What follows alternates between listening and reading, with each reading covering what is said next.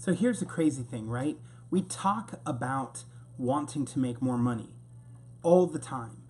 There's not a single person I have ever spoken with from an agency perspective or freelancer who doesn't want to make more money. But then when I start digging into, like, what are you doing with your follow up? What are you doing with those leads that come in? Sometimes I just ask it simply as in, like, I passed on a lead. What have you done with it? Other times just generically, like, on average, how long do you wait before you follow up? Especially if you're following up on someone that you don't actually know. And most people have no trouble following up with someone they know, or even someone that they've been formally introduced to.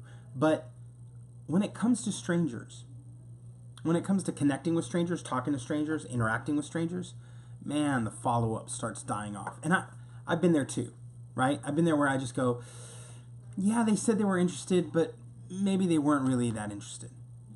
I was on a trip, and this is now several weeks ago, and the trip was great. In the midst of it, I met someone fantastic. We started having conversations. They were a perfect fit for me to bring over to the company where I work, Liquid Web, which is a $100 million host that works with businesses just like this guy. And he said, I have 30 websites I have to migrate over. And I'm like, oh, this is perfect. He gave me his info, and I brought it home with me. I flew back home. It was in my suitcase. It was in my backpack. It got into my office. It's sitting over here, and nothing happens. I mean, I'm sitting here with a Post-it note, right? And I have the information, and I haven't done anything. And so yesterday, I'm sitting on Facebook, and I see one of his associates pop up and talking about, oh, we got to figure out our hosting, whatever. And I'm like, oh, I can't believe we've gone 6 weeks without following up. I'm not great at it, right? But here's the truth about follow-up. You don't have to be great at it. You don't have to be gifted at follow-up. You don't have to be incredible at follow-up. You don't have to be in the top 100 people that does follow-up. You don't have to be amazing, incredible, gifted, natural, talented. You just have to do it.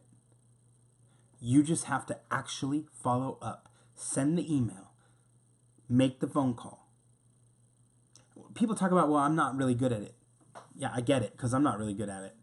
But for the most part, I make a to-do list. I create a little checklist of things I have to do before I finish my day. And when I got to follow up with this person, or when I go into my calendar and I write on my calendar, follow up with this person, maybe 2 weeks from now, that 2 weeks rushes right by. All of a sudden I'm on the day and I go, I have to follow up today.